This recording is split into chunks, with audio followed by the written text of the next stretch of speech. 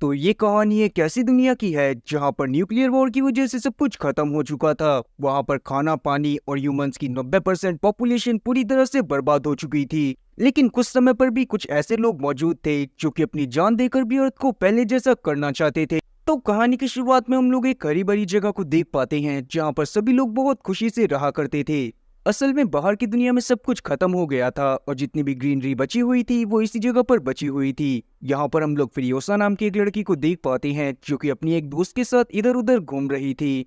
तब फ्रियोसा वहां पर अपनी दोस्त के साथ खेलते हुए अपने गांव के बॉर्डर से बाहर चली जाती है, जहां पर जाने के बाद उसको काफी सारे लोग दिखाई देते हैं जो कि असल में बिल्कुल भी अच्छे लोग नहीं थे। और जैसे ही वो फ्रियोसा को देखती हैं वैसे ही वो उसे अपने साथ पकड़ कर लेकर जाने लगते हैं। उस समय पर औरतें बहुत कम जिंदा बची हुई थी और इसीलिए ही उन लोगों ने फ्रियोसा को पकड़ा था ताकि वो उसे पकड़कर अपने सरदार के पास लेकर जा सके और उसका सरदार अपने वंश को आगे बढ़ा सके। साथ ही वो फ्रियोसा की हालत को देखकर ये बात भी समझ गए थे कि फ्रियोसा असल में एक ऐसी जगह से आई है जहाँ पर बहुत सारी ग्रीनरी और खाने पीने की चीजें हैं और वो चाहते थे कि वो फ्रियोसा से उस जगह का पता लेकर वहां पर हमला करके उस जगह पर कब्जा कर लें। फ्रियोसा भी उन लोगों के ख्याल को बहुत अच्छे से समझ गई थी, इसीलिए वो तुरंत ही अपने गले में पहनी हुई सीटी को बहुत जोर से बजाती है जिसकी आवाज उसकी माँ तक पहुंच गई थी। और तुरंत ही फ्रियोसा की माँ उधर से आने लगती है ताकि वो अपनी बेटी को बचा सके। तब फ्रियोसा की माँ मैरी ने डिमेंटस के काफी सारे लोगों को मार दिया था जो कि फ्रियोसा को अपने साथ लेकर जाने की कोशिश कर रहे थे। लेकिन अभी भी उन लोगों का सेनापति बच गया था जो कि रेगिस्तान में अपनी बाइक को भगाते हुए जल्दी से फ्रियोसा को डिमेंटस के पास लेकर जाने की कोशिश करने लगता है। तभी हम लोग मैरी को देखते हैं जो कि पीछे से उसकी बाइक के टायर के ऊपर एक बुलेट फायर कर देती है, जिस वजह से बाइक की चेन भी टूट गई थी। और बैलेंस बिगड़ने की वजह से जब सेनापति नीचे गिरता है तो उसकी गर्दन बाइक की चेन में आ जाती है और जब वो डिमेंटस के पास फ्रियोसा को लेकर पहुंचता है तो उसे कुछ भी नहीं बता पाता, जिसके थोड़ी देर बाद ही उसकी मौत भी हो गई थी। पर बाद में जब डिमेंटस फ्रियोसा को देखता है तो वो उसे देखते ही समझ जाता है कि जरूरी फ्रियोसा किसी ऐसी जगह से आई है जहाँ पर बहुत सारे पेड़ पौधे और खाने पीने के लिए बहुत सारा राशन है। तब डिमेंटस अपना थोड़ा सा दिमाग लगाता है और फ्रियोसा से वादा करता है कि वो जल्दी ही उसको उसके गांव तक पहुंचा देगा। तब फ्रियोसा भी इस बात के लिए मान जाती है, पर अभी के समय पर फ्रियोसा को ये बात नहीं पता थी कि डिमेंटस फ्रियोसा के जरिए बस उसके गांव तक पहुंचना चाहता है ताकि बाद में वो उस जगह पर हमला कर कब्जा कर ले। डिमेंटस फ्रियोसा को खुश रखने के लिए वहां पर उसे हर एक फैसिलिटीज प्रोवाइड कर रहा था ताकि फ्रियोसा वहां से भाग ना जाए। पर रात के समय में हम लोग देख पाते हैं कि जब सभी लोग सो रहे थे तभी अचानक से ही वहां पर मैरी पहुंच जाती है जो कि वहां पर मौजूद बहुत सोल्जर को मार देती है। तब वो फ्रियोसा को भी अपने साथ लेकर जाने की कोशिश करने लगती है, पर उसी वक्त डिमेंटस और उसके साथियों की आंख भी खुल गई थी जो कि तुरंत ही मैरी का पीछा करना चालू कर देती हैं और उसकी बाइक के ऊपर अटैक कर उसकी बाइक में आग लगा देती हैं, जिससे मैरी खुद भी काफी ज्यादा घायल हो गई थी और अभी भी डिमेंटस के लोग उसका पीछा करे जा रहे थे। तब यहाँ पर मैरी किसी तरह से डिमेंटस के एक आदमी को मारती है और बाद में उसकी बाइक छीनकर तुरंत ही फ्रियोसा को दे देती है और उससे बोलती है कि वो इस बाइक को लेकर सीधा गाँव में जाए। फ्रियोसा अपनी माँ को अकेला तो नहीं छोड़ना चाहती थी, पर बाद में जब मैरी उससे जिद करती है तो ना चाहते हुए भी फ्रियोसा को वहां से जाना पड़ता है। अब फ्रियोसा वहां से निकल गई थी और मैरी अभी के समय पर डिमेंटस के सभी सोल्जर को मार रही थी, पर वहां पर बहुत सारे सोल्जर आ जाते हैं जो कि मैरी के ऊपर भारी पड़ने लगते हैं। दूसरी तरफ जब फ्रियोसा आगे बढ़ रही थी तभी अचानक से उसका माइंड चेंज हो जाता है और वो मैरी को बचाने के लिए वापस चली जाती है।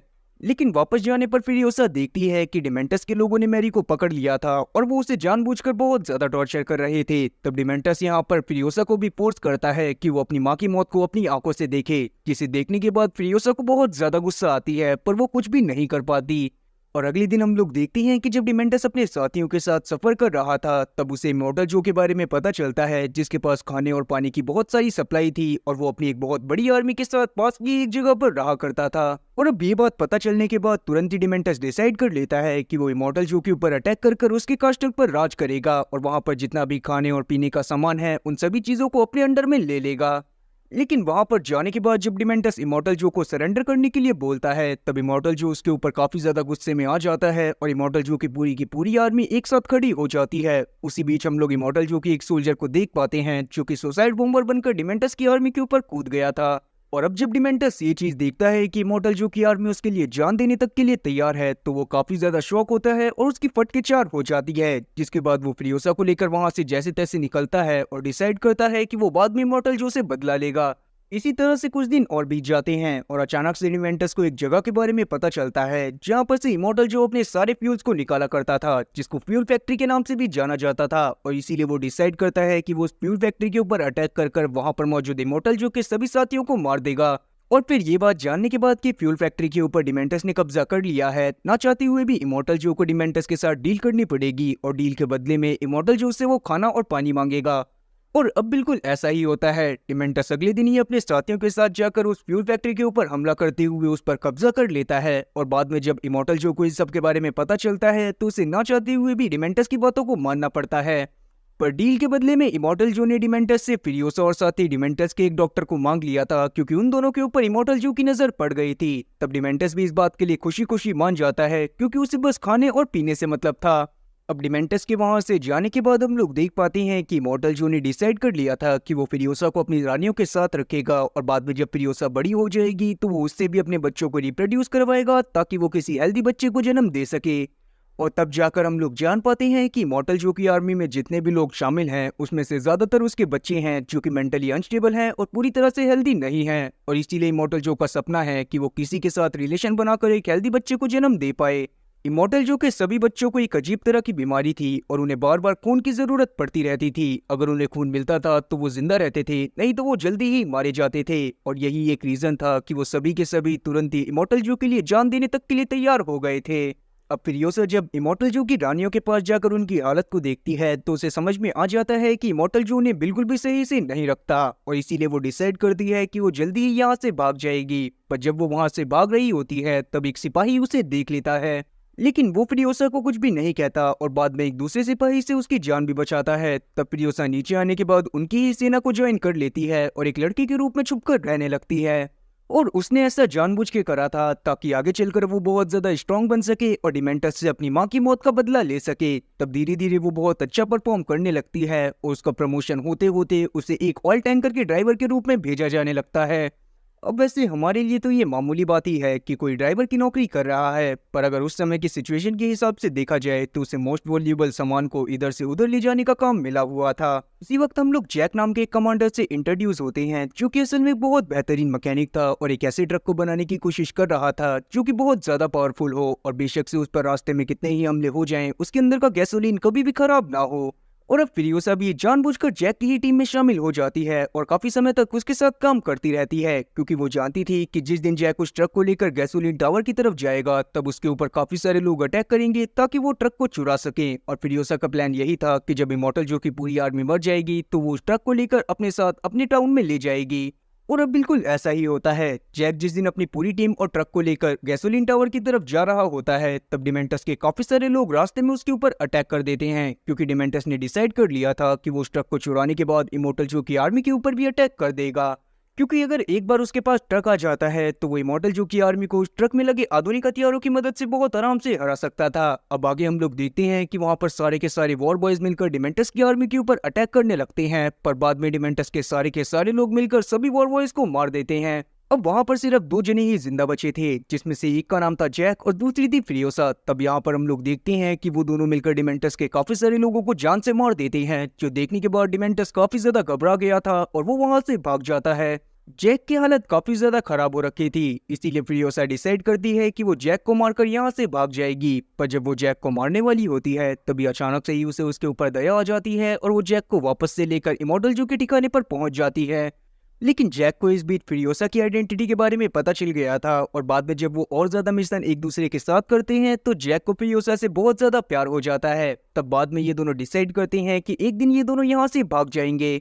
दूसरी तरफ हम लोग डिमेंटस को देखते हैं जो कि अपने इतने सारे साथियों के मारे जाने की वजह से बहुत ज्यादा गुस्से में था। तब वो डिसाइड करता है कि वो आज से इमॉर्टल जो के पास बिल्कुल भी गैसोलीन नहीं भेजेगा। और जब इमॉर्टल जो को इस बारे में पता चलता है तो वो डिसाइड करता है कि वो डिमेंटस के ऊपर हमला कर देगा। इसीलिए इमॉर्टल जो तुरंत ही फ्यूरियोसा और जैक को बुलाता है ताकि वो उन्हें बुलेट फार्म में भेजकर अपने सारे हथियार वहां से मंगा सके। बुलेट फार्म असल में वो जगह थी जहां पर इमॉर्टल जो हथियार बनाया करता था और वहां पर उसके काफी सारे हथियार रखे हुए थे। लेकिन वहां पर जाने के बाद फ्यूरियोसा और जैक देखते हैं कि वहां पर पहले से ही डिमेंटस के लोगों ने कब्जा कर लिया है और वहां पर मौजूद पूरी इमॉर्टल जो की आर्मी को मार दिया है। जो देखने के बाद फ्यूरियोसा और जैक को बहुत ज्यादा गुस्सा आती है और वो तुरंत ही डिमेंटस और उसके साथियों के ऊपर अटैक कर देते हैं। तब इमॉर्टल जो और उसके साथियों ने भी फिरियोसा और जैक के ऊपर अटैक करना चालू कर दिया था। पर उसी बीच हम लोग देखते हैं कि जैक और फिरियोसा को जब लगता है कि वो लोग इन लोगों से नहीं जीत पाएंगे तो वो वहां से भागना चालू कर देते हैं। लेकिन डिमेंटस को अब तक ये बात पता चल गई थी कि ये दोनों वही हैं जिन्होंने उसकी आर्मी को बहुत बुरी तरह से मारा था। इसीलिए डिमेंटस भी अपने साथियों के साथ उन दोनों का पीछा करना चालू कर देता है, जिसके बाद वो कुछ दूर जाने के बाद उन दोनों को पकड़ लेता है। फिर जब वो देखता है कि फिरियोसा असल में एक लड़की है तो वो ये बात भी समझ जाता है कि वो जरूर ही जैक से प्यार करती होगी, और इसीलिए वो उसे तड़पाने के लिए जैक को अपनी बाइक से बांधता है और उसे घसीटता हुआ उसकी जान ले लेता है। तब फिरियोसा को बहुत ज्यादा गुस्सा आ रही थी, पर उसकी समझ में नहीं आता कि उसे क्या करना चाहिए। तब डिमेंटस के लोग उसे एक हाथ से चेन से बांधते हैं और उसे अपने साथ घसीटते हुए एक खंबे से बांध देते हैं। पर रात में हम लोग देखते हैं कि फिरियोसा अपना एक हाथ काट लेती है और उस जगह से भाग जाती है, जिसके बाद वो सीधा इमॉर्टल जो की आर्मी के पास पहुंच गई थी। वहां पर जाने के बाद वो अपने कटे हुए हाथ की जगह एक प्रोस्थेटिक आर्म को लगाती है और इमॉर्टल जो को भी इस बारे में बता देती है कि जल्दी ही डिमेंटस उसके ऊपर एक बहुत बड़ा अटैक करने वाला है। और अब ये बात जानने के बाद इमॉर्टल जो ने भी अपनी पूरी आर्मी को तैयार कर लिया था, ताकि जब भी डिमेंटस और उसके लोग वहां पर अटैक करने के लिए आए तो इमॉर्टल जो भी अपने साथियों के साथ उनके ऊपर उल्टा अटैक करने के लिए तैयार रहे। जिसके अगले दिन ही हम लोग देख पाते हैं कि डिमेंटस अपने बचे हुए साथियों के साथ इमॉर्टल जो की आर्मी के ऊपर अटैक कर देता है, क्योंकि उसके पास सारा का सारा गोला बारूद था और वो बहुत आराम से इमॉर्टल जो की आर्मी को हरा सकता था। साथ ही वो इस बात को भी जानता था कि इमॉर्टल जो ने अपने कास्टल के अंदर ऐसी जगह बनाई हुई है जहां पर वो पेड़ पौधों को उगा सकता है, और इसीलिए डिमेंटस का सपना था कि वो उस जगह पर जाने के बाद उस जगह पर पूरी तरह से अपना कब्जा कर ले। अब इमॉर्टल जो भी अपने सभी साथियों के साथ तैयार हो जाता है और वो बहुत आराम से गोला बारूद को यूज कर रहे होते हैं, जिस दौरान हम लोग देख पाते हैं कि डिमेंटस के साथियों और इमॉर्टल जो के साथियों की लड़ाई लगभग 40 दिनों तक चलती है, जिसमें दोनों ही तरफ के बहुत सारे लोग मारे जाते हैं। कभी डिमेंटस के लोग हार रहे होते हैं तो कभी इमॉर्टल जो के। उसी बीच हम लोग फिरियोसा को देख पाते हैं जिसने अपने प्रोस्थेटिक आर्म की मदद से वहां पर मौजूद बहुत सारे डिमेंटस के लोगों को मार दिया था।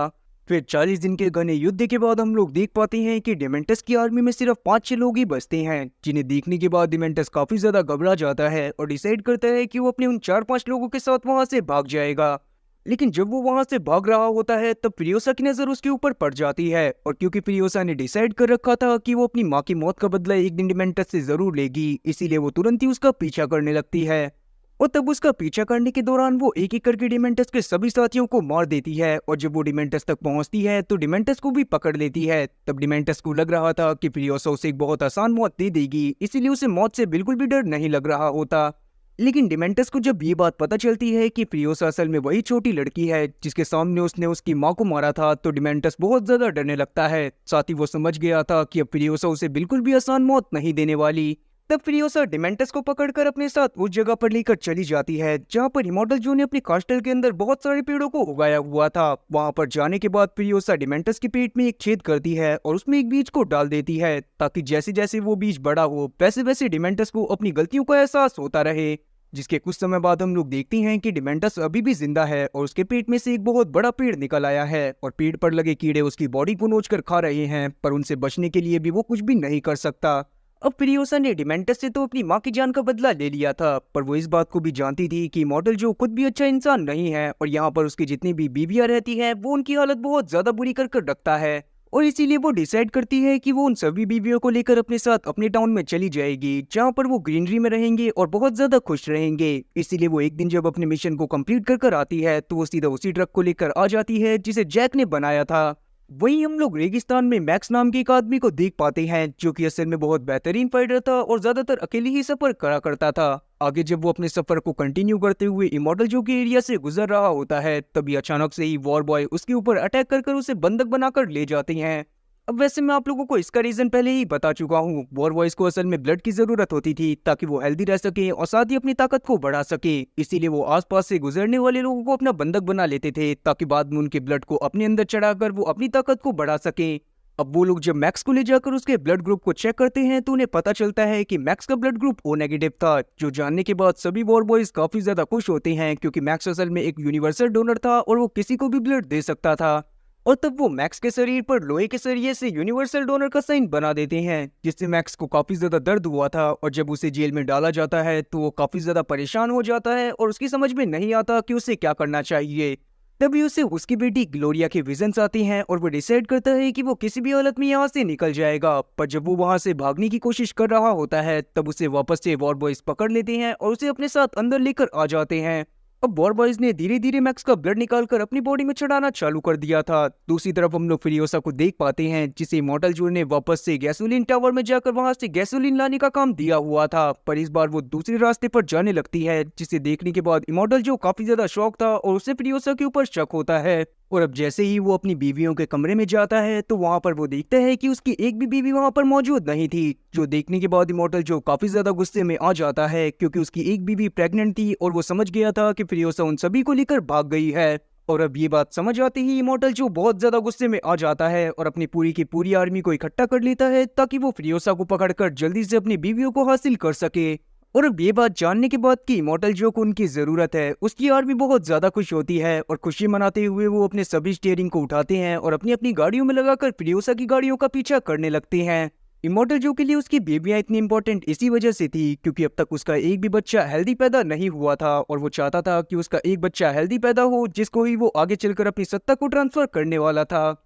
और तब जाकर हमें ये बात भी पता चलती है कि अर्थ पर बहुत समय पहले एक न्यूक्लियर वॉर भी हुआ था, जिस वजह से वहां पर मौजूद सभी लोग मारे गए थे। साथ ही जो लोग जिंदा बच गए थे उनमें से कुछ लोग रेडिएशन की वजह से एक ऐसी बीमारी से ग्रस्त हो गए जिसमें उन्हें टाइम टू टाइम ब्लड की जरूरत पड़ा करती थी। इमॉर्टल जो भी उनमें से ही एक था और इसीलिए जब भी वो अपने वंश को आगे बढ़ाने की कोशिश करता था तो उसकी सारी बीमारियां उसके बच्चे में भी ट्रांसफर हो जाती थी। लेकिन इतना बीमार होने के बावजूद भी उसके सारे बच्चे उसके लिए जान देने तक के लिए तैयार रहते थे। अब आगे हम लोग देख पाते हैं कि नेक्स्ट नाम का एक वॉर बॉय तुरंत ही वहां पर से मैक्स को उठा लेता है और उसे अपने ब्लड बैंक के रूप में उसके साथ ही आगे बढ़ने लगता है। उसने उसे अपनी गाड़ी के आगे बांध दिया था और उसके मुंह के ऊपर एक मास्क भी लगा दिया था। उसने मैक्स की बॉडी से एक पाइप को निकाल रखा था जिससे धीरे धीरे मैक्स का सारा ब्लड मैक्स के अंदर ट्रांसफर हो रहा था और उससे उसकी पावर बढ़ रही थी। तो वो पूरे जोरों शोरों के साथ बैंड बाजी बजाते हुए फ्यूरियोसा का पीछा करने लगता है। वहीं दूसरी तरफ हम लोग फ्यूरियोसा को देखते हैं जो कि जब इमॉर्टल जो कि बीवियों के साथ आगे बढ़ रही थी तभी अचानक से ही उसके पीछे कुछ लोग पड़ जाते हैं जिनके इलाके से वो अभी के समय पर गुजर रही थी। वो चाहते थे कि वो भी उसके ऊपर अटैक कर उसके पास मौजूद ऑयल का टैंकर ले सके। अब फ्यूरियोसा यहाँ पर से ऑयल का टैंकर क्यों लेकर जा रही है इसके बारे में हमें आगे पता चलेगा। और इस समय फ्यूरियोसा के साथ और भी इमॉर्टल जो के साथी थे जिन्हें इस बारे में कोई भी खबर नहीं थी कि फ्यूरियोसा क्या करना चाहती है, इसीलिए वो सभी के सभी लोग मिलकर फ्यूरियोसा का साथ देते हुए उन सभी दुश्मनों से लड़ने लगते हैं जो कि उनके पीछे आ रहे थे। लेकिन उन सभी दुश्मनों ने मिलकर सारे वॉर बॉयज को मार दिया था जो भी अब तक फ्यूरियोसा के पास थे। तब फ्यूरियोसा तुरंत ही वहां से अपने ट्रक की स्पीड को बढ़ाती है और आगे बढ़ने लगती है। पीछे से हम लोग इमॉर्टल जो और उसकी पूरी आर्मी को देख पाते हैं जो कि अब उन दुश्मनों की तरफ बढ़ रहे थे जिन्होंने वॉर बॉयज को अभी अभी मारा था। और क्योंकि इमॉर्टल जो की आर्मी सच में बहुत ज्यादा बड़ी और साथ ही बहुत ज्यादा खतरनाक थी तो वो कुछ ही समय में उन सभी दुश्मनों को जान से मार देते हैं। और हम लोग मैक्स की गाड़ी को देख पाते हैं जो कि मैक्स के साथ आगे की तरफ बढ़ रहा था ताकि वो जल्दी से जल्दी फ्यूरियोसा को पकड़कर इमॉर्टल जो के पास लेकर जा सके। उसने डिसाइड कर लिया था कि वो किसी भी हालत में फ्यूरियोसा को रोक कर रहेगा और इसीलिए वो अपने और अपनी पूरी गाड़ी के ऊपर पेट्रोल छिड़क लेता है ताकि जैसे ही वो फ्यूरियोसा के ट्रक के पास पहुंचे वैसे ही वो अपनी गाड़ी में एक ब्लास्ट करवाकर फ्यूरियोसा के ट्रक को रोक सके। पर सही टाइम पर मैक्स उसके हाथ को पकड़ लेता है और ठीक उसी समय पर सामने से एक बहुत बड़ा रेत का तूफान आ जाता है जिसमें फ्यूरियोसा अपनी जान बचाने के लिए अपने ट्रक को घुसा लेती है। और क्योंकि नेक्स का भी ध्यान उस वक्त भटका हुआ था तो उसकी गाड़ी भी उस तूफान के अंदर चली गई थी।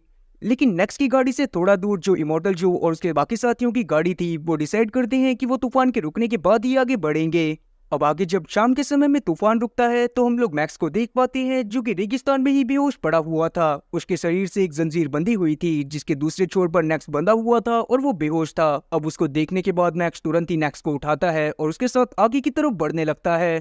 तब थोड़ी ही दूर जाने पर उसे वहां पर फ्यूरियोसा और वो बाकी सारी औरतें भी दिख गई थी जो कि असल में इमॉर्टल जो की बीवियां थी। वहां पर फ्यूरियोसा उन सभी लोगों का मुंह धुला रही थी और वहां पर जाने के बाद मैक्स उससे रिक्वेस्ट करता है कि वो उसकी जंजीर को काट दे।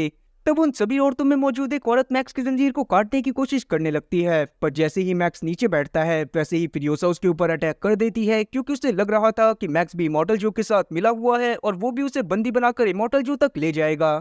उसी बीच अब मैक्स की आंख भी खुल गई थी। जैसे ही वो मैक्स और साथी फ्यूरियोसा को लड़ते हुए देखता है तो वो मैक्स की मदद करते हुए फ्यूरियोसा से लड़ाई करता है और फ्यूरियोसा को पूरी तरह से काबू में कर लेता है। मैक्स ने फ्यूरियोसा को बहुत जोर से पकड़ रखा था। तब मैक्स को लगता है कि मैक्स उसका साथ देना चाहता है और इसी बात का फायदा उठाते हुए मैक्स उससे रिक्वेस्ट करता है कि वो उसकी जंजीर को काट दे। और जैसे ही मैक्स ऐसा करता है वैसे ही मैक्स उल्टा नेक्स के ऊपर अटैक कर देता है। जिसके बाद तुरंत मैक्स फिरियोसा के ट्रक में बैठता है और वहां से भागने की कोशिश करने लगता है। पर वो थोड़ी ही दूर ट्रक को लेकर गया ही था कि अचानक से ही ट्रक बंद हो जाता है। तब जाकर फिरियोसा वहां पर आकर बताती है कि असल में उसने ट्रक में एक कोड लगाया हुआ है और फिरियोसा के बिना वो ट्रक नहीं चल सकता। और अब ये बात जानने के बाद ना चाहते हुए भी मैक्स को फिरियोसा को वापस से ट्रक में बिठाना पड़ता है और तब फिरियोसा उन सभी औरतों के साथ नेक्स को भी उस ट्रक में बिठा लेती है। पर उसने नेक्स को बांध कर रखा हुआ था क्योंकि वो जानती थी कि नेक्स अभी भी इमोर्टल जो का ही साथ दे रहा था। अब ये लोग और ज्यादा आगे बढ़ने पर एक बाइकर गैंग के एरिया में पहुंच जाते हैं, जहां पर जाने के बाद मैक्स थोड़ा घबरा गया था। पर वहां पर फिरियोसा उसे बताती है कि असल में उसने पहले से ही बाइकर गैंग के लीडर से बात करके रखी हुई है कि वो उनके लिए एक ऑयल टैंकर लेकर आएगी और बदले में वो उसे कुछ लोगों से बचाएंगे। और अब ये बात बताने के बाद वो तुरंत ही मैक्स और इमॉर्टल जो की सारी बीवियों को छुपा देती है, क्योंकि उसने बाइकर गैंग के लीडर को ये बात नहीं बताई थी कि वो अपने साथ और भी लोगों को लेकर जाने वाली है। उसने उसे यही बताया था कि वो अकेली यहाँ से निकलेगी और जब कुछ लोग उसका पीछा कर रहे होंगे तो बाइकर गैंग को उन्हें रोकना है। वहीं हम लोग इमॉर्टल जो और इमॉर्टल जो की आर्मी को देख पाते हैं, जो कि अभी भी फिरियोसा का पीछा करते हुए बाइकर गैंग के एरिया में पहुंचने वाले थे। और जब बाइकर गैंग का लीडर ये चीज देखता है कि पीछा करने वाला कोई और नहीं बल्कि इमॉर्टल जो और उसकी पूरी की पूरी आर्मी है, तो वो काफी ज्यादा गुस्से में आ जाता है। तब वो फिरियोसा के ऊपर गुस्सा करने लगता है क्योंकि फिरियोसा ने उनसे बोला था कि कुछ लोग ही पीछा करेंगे। और क्योंकि बाइकर गैंग का लीडर भी अभी इस बात को समझ गया था कि अगर इमॉर्टल जो के साथ ही यहाँ पर आ गए तो वो पूरी बाइक गैंग को खत्म कर देंगे, इसीलिए वो डिसाइड करता है कि अभी वो फिरियोसा की मदद करेगा। और तब वो अपने दो साथियों को इशारा करता है जो कि पहाड़ी के ऊपर खड़े हुए थे। और जैसे ही वो उसका इशारा पाते हैं वैसे ही वो पहाड़ के ऊपर एक बॉम्ब को ब्लास्ट करते हैं, जिससे पहाड़ से कुछ पत्थर टूटकर उस रास्ते पर गिर गए थे जहां से इमॉर्टल जो उसके साथ ही आ रहे थे। और अब क्योंकि आगे जाने का रास्ता बंद हो गया था, इसीलिए इमॉर्टल जो और उसके सभी साथी पीछे ही रुक जाते हैं। पर उनके पास एक और रास्ता था जिसके जरिए वो आगे की तरफ बढ़ने लगते हैं। पर अंदर की तरफ हम लोग देख पाते हैं कि बाइकर गैंग के लीडर का भी दिमाग खराब होने लगता है। वो इस बात को समझ गया था कि मॉर्टल जो के सारे साथी अंदर आकर उन्हें भी जान से मार देंगे, इसीलिए वो डिसाइड करता है कि वो फिरियोसा और उसके साथियों को पकड़कर तुरंत ही मॉर्टल जो के हवाले कर देगा। और जैसे ही ये चीज फिरियोसा को समझ में आती है, वो तुरंत ही मैक्स को इशारा करती है और मैक्स तुरंत ही ट्रक को लेकर वहां से भागने की कोशिश करने लगता है। तब फिरियोसा भी चलते हुए ट्रक में चढ़ जाती है और वहां से अपने सभी साथियों को लेकर निकलने लगती है।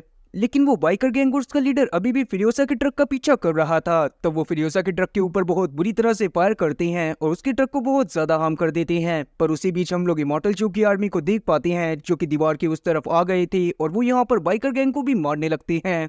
और फिर बाइकर गैंग को पूरी तरह से खत्म करने के बाद इमॉर्टल जो जिस गाड़ी को चला रहा था, वो उसे तेज भगाते हुए किसी तरह से फिरियोसा के ट्रक के पास ले जाता है। और उसने अब फिरियोसा को गन पॉइंट पर ले लिया था और वो उससे ट्रक को रोकने के लिए बोल रहा था, लेकिन फिरियोसा फिर भी ट्रक को चलाती रहती है। जो देखने के बाद अब इमॉर्टल जो उसे जान से मारने ही वाला था कि तभी अचानक से ही ट्रक का गेट खुलता है और वो लड़की बाहर आ जाती है, जो कि अभी के टाइम पर प्रेग्नेंट थी। जो देखने के बाद इमॉर्टल जो भी रुक जाता है, क्योंकि वो अपनी प्रेग्नेंट बीवी को किसी भी हालत में नुकसान नहीं पहुंचाना चाहता था। पर क्योंकि वॉर बॉयज तो किसी भी हालत में फिरियोसा के ट्रक को रोकना चाहते थे, इसीलिए वो तुरंत ही फिरियोसा के ट्रक के ऊपर एक एरो को चेन से बांधकर फायर कर देते हैं, जो कि सीधा उनके स्टीयरिंग व्हील में जाकर लगता है, जिससे अब वो ट्रक को कंट्रोल नहीं कर पा रहे थे।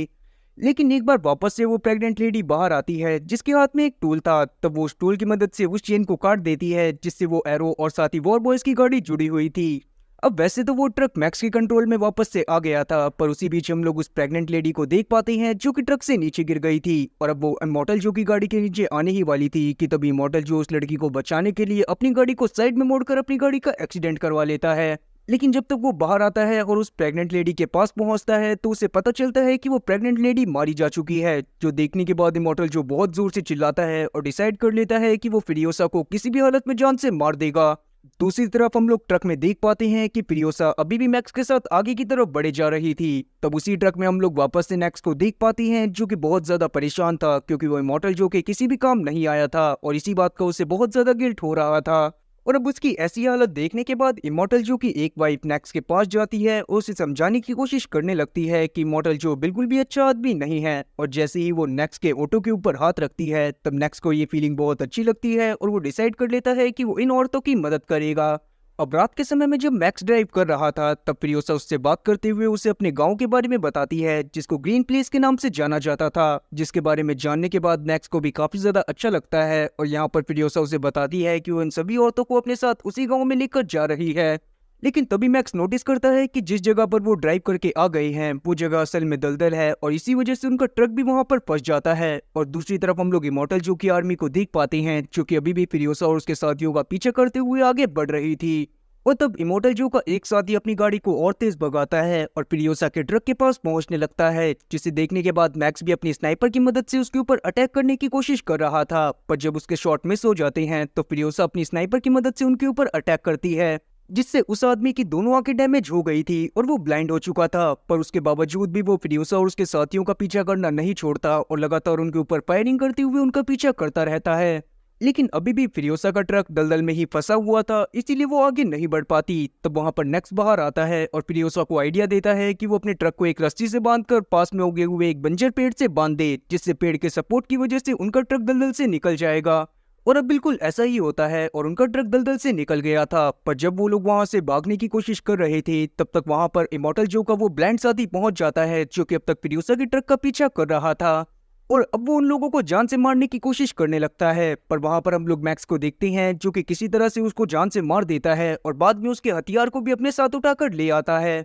और अब वो लोग अपने आगे के सफर पर निकल चुके थे। साथ ही हम लोग ये बात भी जान पाते हैं कि मैक्स ने पीछे बहुत सारी लैंडमाइन बिछा दी हैं, इसीलिए इमॉर्टल जो और उसके साथी अब आगे आने की कोशिश नहीं करेंगे।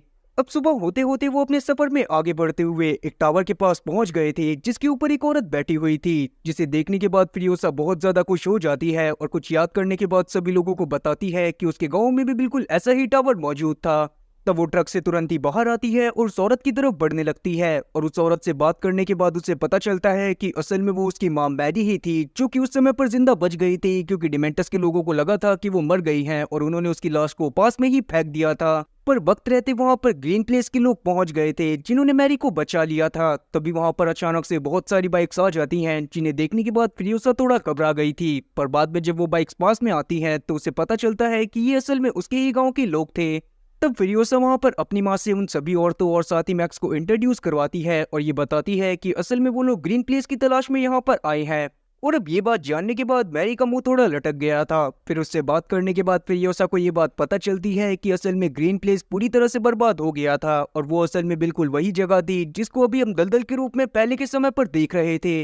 अब ये बात जानने के बाद फ्यूरियोसा बहुत बुरी तरह से रोने लगती है, क्योंकि अब उसकी समझ में नहीं आ रहा था कि उसे क्या करना चाहिए। तब उसकी दादी उसे संभालने के लिए आगे आती हैं और उसे कुछ बीज दिखाती हैं जो कि दुनिया के आखिरी बीज थे। लेकिन उनके पास कोई भी उपजाऊ जमीन मौजूद नहीं थी जिसमें उन बीजों को उगाया जा सकता था। तब फ्यूरियोसा यहाँ पर और ज्यादा परेशान हो जाती है, पर बाद में वो अपने ग्रुप के साथ डिसाइड करती है कि वो लोग सूखे हुए समंदर के पार जाएंगे ताकि वो वहां पर उपजाऊ जमीन को ढूंढ सकें। लेकिन मैक्स अब उन लोगों का साथ नहीं देना चाहता था और वो पहले की तरह अकेले ही आगे बढ़ना चाहता था। अब क्योंकि फ्यूरियोसा ने भी उससे वादा करा था कि मैक्स का काम सिर्फ इतना है कि वो उसे उसके ग्रुप के पास पहुंचा दे, उसके बाद वो जा सकता है, तो फ्यूरियोसा भी उसे इस बार नहीं रोकती। फिर अगली सुबह हम लोग देख पाते हैं कि फ्यूरियोसा के ग्रुप ने मैक्स को एक बाइक दे दी है ताकि वो अपने आगे के सफर पर जा पाए। साथ ही फ्यूरियोसा भी अपने ग्रुप वालों के साथ अपने आगे की सफर पर निकल पड़ती है ताकि वो सूखे समुद्र को पार कर उपजाऊ जमीन को ढूंढ सके। अब फ्यूरियोसा और उसके ग्रुप के वहां से निकलने के बाद मैक्स सोचने लगता है कि उसे कौन सी डायरेक्शन में जाना चाहिए। तभी उसके सामने अचानक से ग्लोरिया का विजन आता है, जो कि उसे बोलती है कि शायद उसे फ्यूरियोसा की जान बचाने के लिए जाना चाहिए। अब ऐसा ग्लोरिया के विजन ने उससे इसीलिए बोला था क्योंकि मैक्स इस बात को बहुत अच्छे से जानता था कि सूखे समुद्र के पार कोई भी उपजाऊ जमीन नहीं है, और उसने जानबूझकर फ्यूरियोसा को इस बारे में नहीं बताया था ताकि उसे वापस से उसकी मदद ना करनी पड़े। पर क्योंकि उसकी बेटी ग्लोरिया के विजन ने उससे ऐसा करने के लिए बोला था, इसीलिए वो डिसाइड करता है कि वो फ्यूरियोसा की मदद करेगा। इसीलिए वो अपनी बाइक को और जोर से भगाता है और फ्यूरियोसा और उसके साथियों के पास पहुंचकर उन्हें बता देता है कि सूखे समुद्र के पार कोई भी उपजाऊ जमीन नहीं है। पूरी दुनिया में उपजाऊ जमीन और पानी सिर्फ एक ही जगह पर मौजूद था, जो जगह थी इमॉर्टल जो का कास्टल। और इसका मतलब यही था कि अगर फ्यूरियोसा को उपजाऊ जमीन और पानी चाहिए था तो उसे वापस से इमॉर्टल जो के कास्टल में जाकर उस जगह पर कब्जा करना पड़ेगा। और अब ये बात जानने के बाद फ्यूरियोसा और उसके साथी डिसाइड कर लेते हैं कि वो किसी भी हालत में मॉर्टल जो के कैस्टल में जाकर वहां पर कब्जा कर लेंगे। पर अभी फ्यूरियोसा को थोड़ा डर भी लग रहा था, क्योंकि वो जानती थी कि मॉर्टल जो और उसके साथी अभी भी लैंडमाइन के पीछे उनका इंतजार कर रहे हैं। पर तब मैक्स ने भी उन लोगों की मदद करने का डिसाइड कर लिया था, जिसके बाद हम लोग देख पाते हैं कि मैक्स किसी तरह से उन लोगों को लैंडमाइन से बचाते हुए आगे की तरफ लेकर चला जाता है, जहां पर से इमॉर्टल जो और उसके साथी वापस लौट रहे थे। पर जब वो देखते हैं कि फ्यूरियोसा और उसके साथी वहां पर आ रहे हैं तो वो समझ जाता है कि वो लोग कैस्टल की तरफ जा रहे थे, और इसीलिए तब वो तुरंत ही अपने साथियों से बोलकर फ्यूरियोसा और उसके सारे साथियों के ऊपर अटैक करवाना चालू कर देता है। लेकिन तब फिरियोसा, मैक्स और नेक्स भी उन लोगों के ऊपर लगातार अटैक करे जा रहे थे। उसी बीच हम लोग देख पाते हैं कि फिरियोसा के ग्रुप वाले भी उन लोगों के ऊपर बहुत बुरी तरह से अटैक कर देते हैं और इमॉर्टल जो के काफी सारे साथी मारे जाते हैं। तब इमॉर्टल जो ने गुस्से में आकर वहां पर फिरियोसा की दादी को जान से मार दिया था, जो देखने के बाद फिरियोसा को बहुत ज्यादा गुस्सा आती है और वो तुरंत ही भागते हुए इमॉर्टल जो के पास जाती है और उसके चेहरे पर लगे मास्क को ही उखाड़ देती है, जिससे इमॉर्टल जो मौके पर ही मारा गया था। जो देखने के बाद वॉर बॉयज को और ज्यादा गुस्सा आ जाती है और वो फिरियोसा और उसके सभी साथियों के ऊपर और बुरी तरह से अटैक करने लगते हैं। तब उन्हें रोकने के लिए नेक्स्ट वहां पर अपना सैक्रिफाइस दे देता है, जिससे बाकी सभी वॉर बॉयज भी मारे गए थे। आगे फिरियोसा और मैक्स अपने जिंदा साथियों के साथ इमॉर्टल जो की बॉडी को ले जाकर उसके कास्टल में सभी लोगों को दिखाते हैं, जिसे देखने के बाद सभी लोग बहुत ज्यादा खुश हो गए थे, क्योंकि उन्हें ये बात पता थी कि इमॉर्टल जो उनके ऊपर बहुत ज्यादा अत्याचार करता था। और तब वहां पर सभी लोग फिरियोसा से डर भी रहे थे, क्योंकि फिरियोसा ने इमॉर्टल जो को मार दिया था और इमॉर्टल जो वहां पर सबसे ज्यादा ताकतवर था। इसीलिए अब वो लोग समझ गए थे कि फिरियोसा वहां पर अब सबसे ज्यादा ताकतवर है और आगे चलकर वही इस जगह की लीडर बनेगी। इसीलिए तब वो फिरियोसा और उसके सभी साथियों को लिफ्ट की मदद से ऊपर की तरफ बुला लेते हैं और फिरियोसा भी ऊपर से नीचे की तरफ देखने लगती है, जहां पर वो मैक्स को नोटिस करती है, जो कि अब उस जगह से चुपचाप जा रहा था। तब आखिरी बार मैक्स फिरियोसा को देखता है और उससे अलविदा लेकर वहां से चला जाता है। और तब फिरियोसा ने भी वहां पर डिसाइड कर लिया था कि वो वहां पर मौजूद उपजाऊ मिट्टी और पानी की मदद से उस जगह को वापस से हरा भरा बना देगी और यहाँ पर मौजूद सभी लोगों को भी सही कर देगी, जिसके साथ ही यह मूवी यहीं पर खत्म होती है।